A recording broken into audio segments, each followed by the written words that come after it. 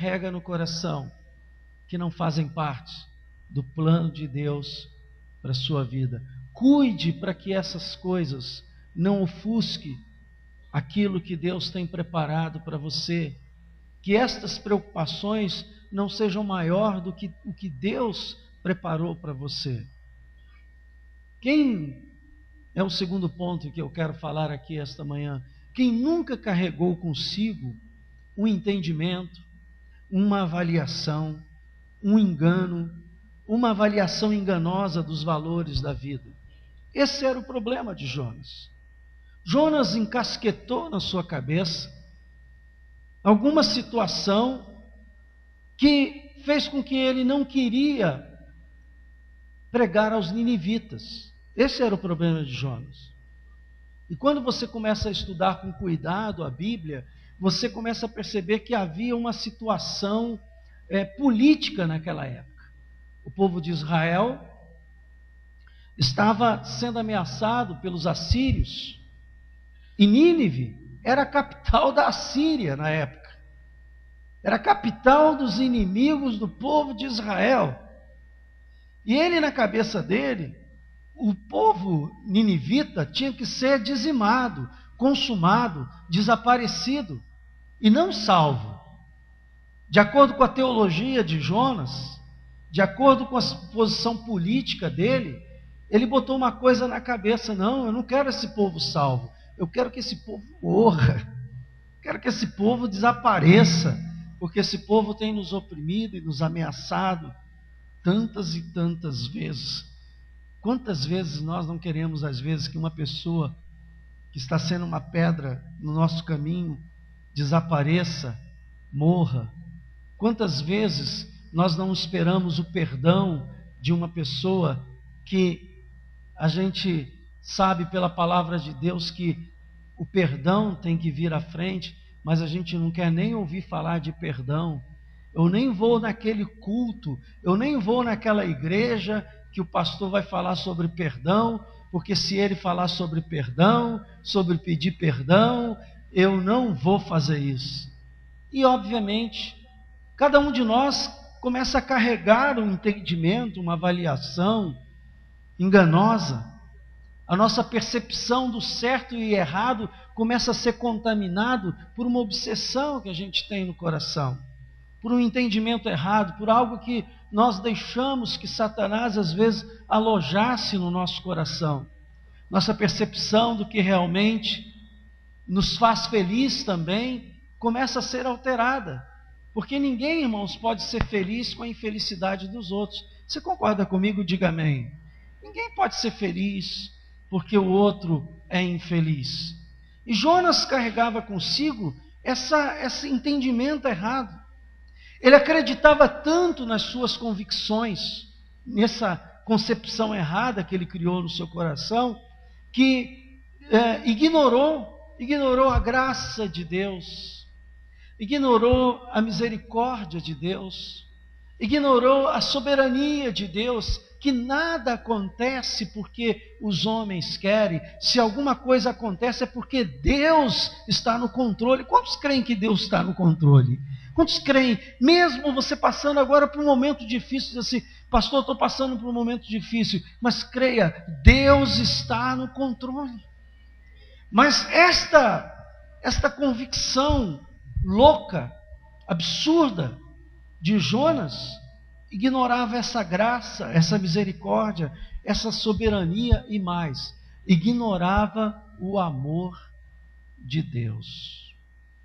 Meus irmãos, todas as vezes que uma convicção nossa começa a violar a palavra de Deus no que se refere ao amor, ouça, todas as vezes que uma convicção nossa começa a violar a palavra de Deus no que se refere ao amor, e aqui eu quero dizer ao amor primeiro a Ele, Deus, porque amarás o Senhor teu Deus acima de todas as coisas.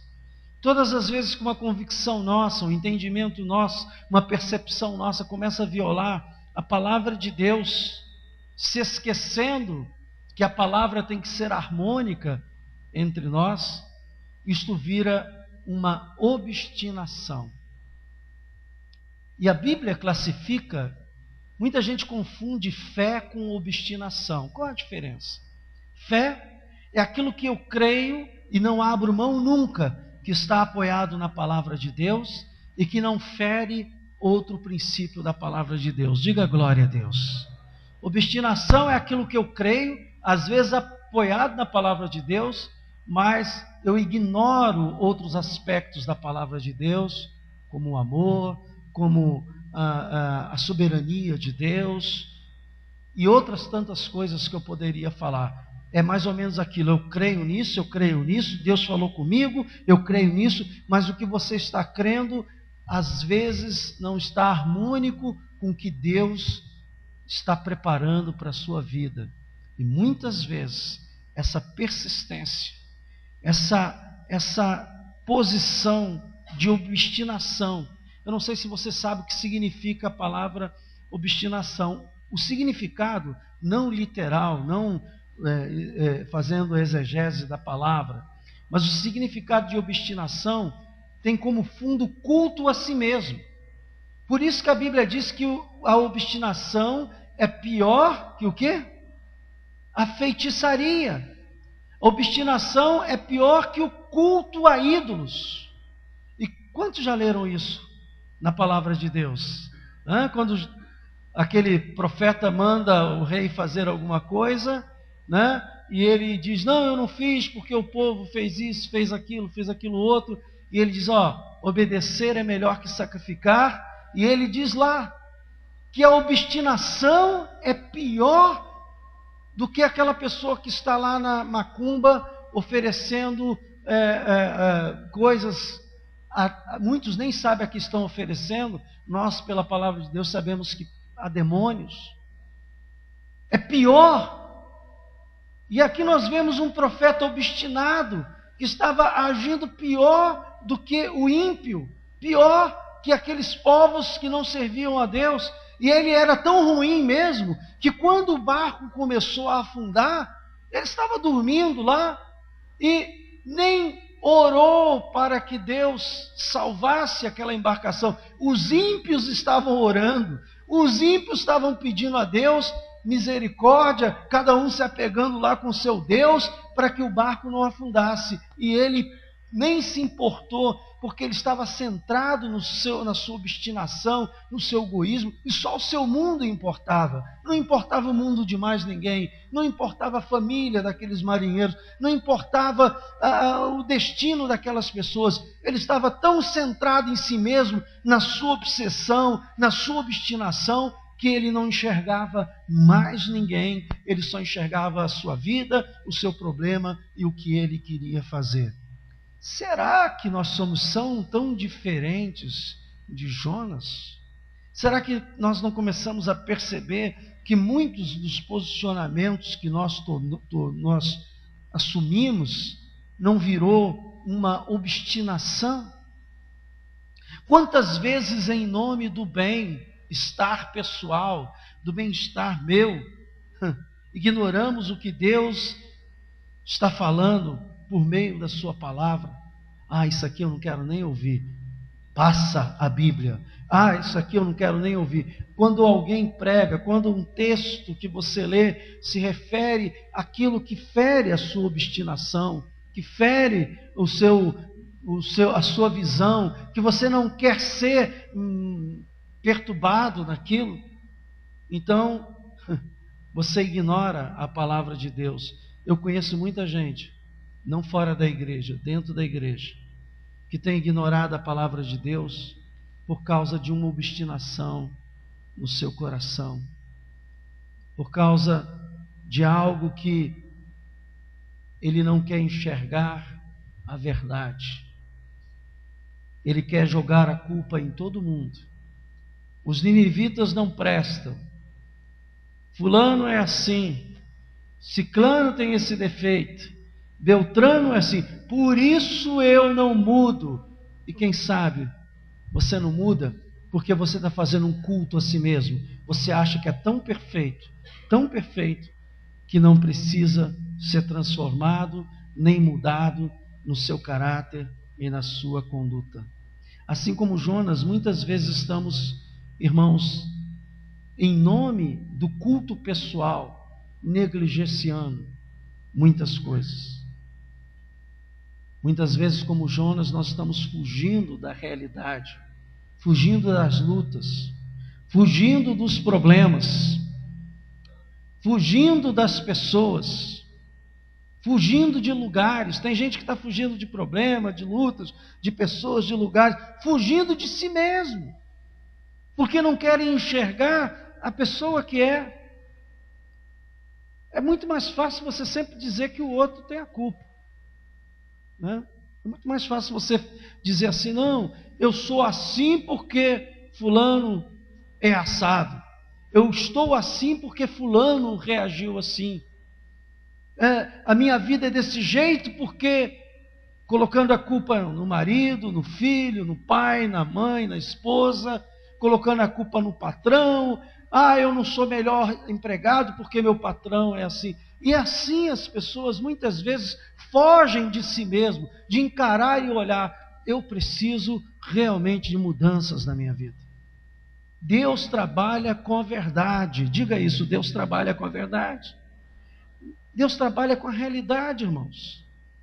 Deus é um Deus de verdade. O Evangelho não é uma fantasia. O Evangelho é o poder de Deus para transformar, para mudar.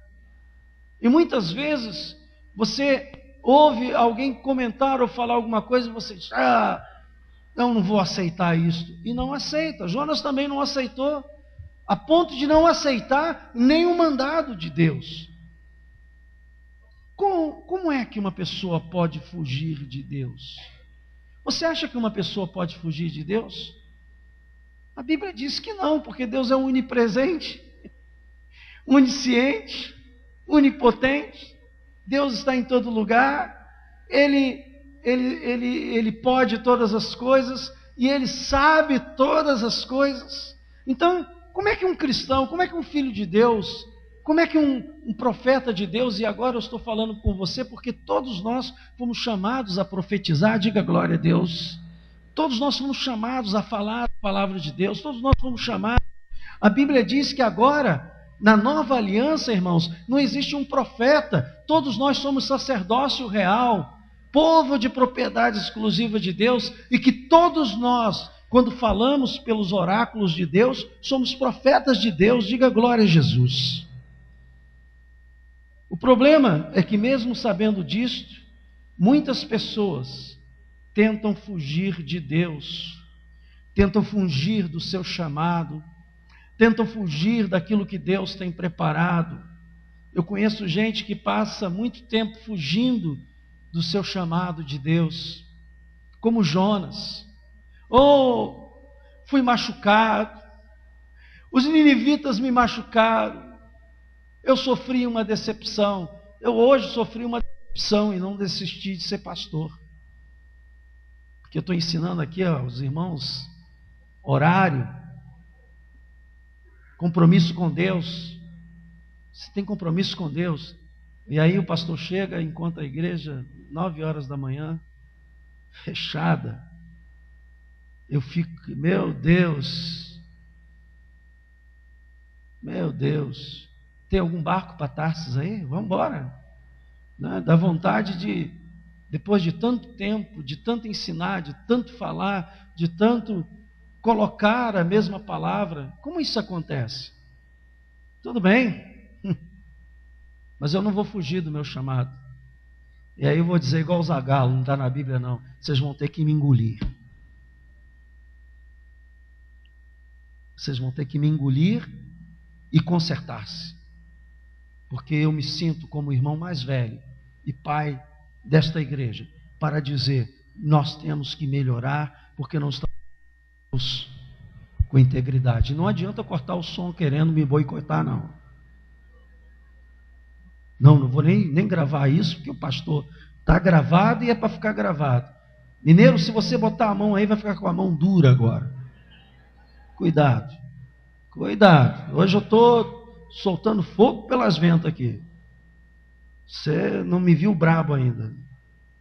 Você ainda não me viu bravo.